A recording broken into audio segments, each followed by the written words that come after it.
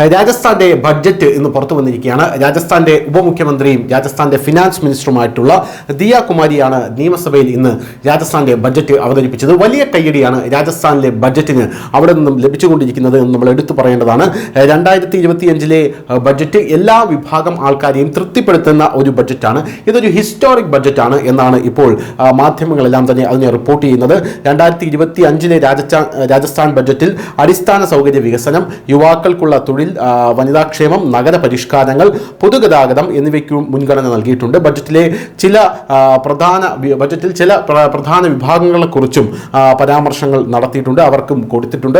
എന്തായാലും എന്തൊക്കെയാണ് സുപ്രധാനമായിട്ടുള്ള രാജസ്ഥാൻ ബഡ്ജറ്റിലെ ഇന്നത്തെ വാർത്തകൾ എന്ന് നമുക്ക് നോക്കാം, അല്ലെങ്കിൽ രാജസ്ഥാൻ ബഡ്ജറ്റിലെ പ്രഖ്യാപനങ്ങൾ എന്ന് നോക്കാം. അതിൽ ഒന്നാമത്തെ എന്ന് പറയുന്നത് 1.5 ലക്ഷം ഗവൺമെന്റ് ജോലിയാണ്, 1.5 ലക്ഷം പ്രൈവറ്റ് ജോലിയാണ്. 1.5 ലക്ഷം ഗവൺമെന്റ് ജോലിയും 1.5 ലക്ഷം പ്രൈവറ്റ് ജോലിയും അവിടെയുള്ള യുവാക്കൾക്കായി സർക്കാർ നടപ്പിലാക്കും എന്നുള്ളതാണ് ബഡ്ജറ്റിലെ ഏറ്റവും വലിയ പ്രഖ്യാപനം. രണ്ടാമത്തത് 150 ഫ്രീ യൂണിറ്റ് ഇലക്ട്രിസിറ്റിയാണ്. സൂര്യ സ്കീം വഴി 150 യൂണിറ്റ് വൈദ്യുതി സൗജന്യമായി നൽകുമെന്നാണ് രാജസ്ഥാനിലെ ധനമന്ത്രി ഇപ്പോൾ പ്രഖ്യാപിച്ചിരിക്കുന്നത്.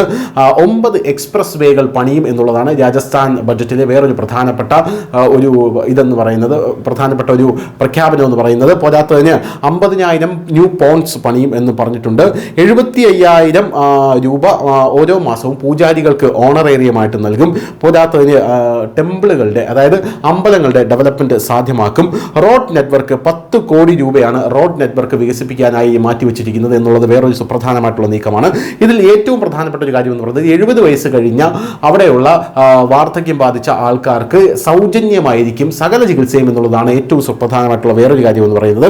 എട്ടാമതായിട്ട് 10 ഗിഗാവാട്ട് പവർ പ്ലാന്റുകൾ രാജസ്ഥാനിൽ നിർമ്മിക്കും എന്നുള്ളതാണ് ഈ ബഡ്ജറ്റിലെ ഏറ്റവും സുപ്രധാനമായിട്ടുള്ള ഒരു പ്രഖ്യാപനം.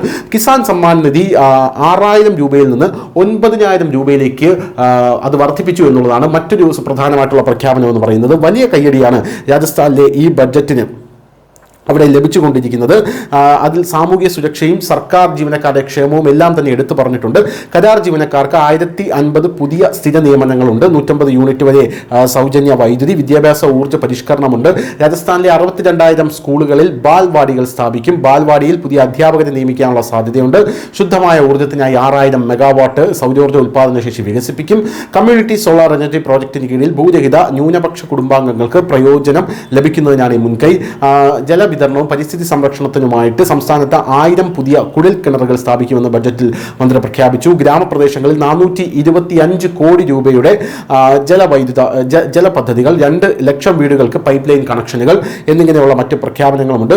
സ്ത്രീകൾക്കും പൗരന്മാർക്കും സൗകര്യങ്ങൾ മെച്ചപ്പെടുത്തലിൽ സ്വംവിധ യോജന പ്രകാരം 2 ലക്ഷം കുടുംബങ്ങൾക്ക് ഭൂമി പട്ടയം വിതരണം ചെയ്യും. പുതുതായി രൂപീകരിച്ച നഗരസ്ഥാപനങ്ങളിൽ 500 പിങ്ക് ടോയ്ലറ്റുകൾ നിർമ്മിക്കും. 175 കോടിയുടെ അതിന് ബഡ്ജറ്റ് നീക്കിവെച്ചിട്ടുണ്ട്. ഗതാഗതത്തിനായി 500 പുതിയ ബസ്സുകൾ 500 പുതിയ ബസ്സുകൾ വാങ്ങാനുള്ള ഒരു പ്രഖ്യാപനമുണ്ട്. സുഗമമായ ഗതാഗതത്തിനായി പ്രത്യേക മോഡലുകളിൽ പുതിയ ബസ്സുകൾ സർവീസ് നടത്തുമെന്നാണ് പറഞ്ഞിരിക്കുന്നത്. പോരാത്തതിന് സംസ്ഥാന പാതകൾക്കും എലിവേറ്റഡ് റോഡ് പദ്ധതികൾക്കുമായി 5,000 കോടി രൂപയാണ് മാറ്റിവെച്ചിരിക്കുന്നത്.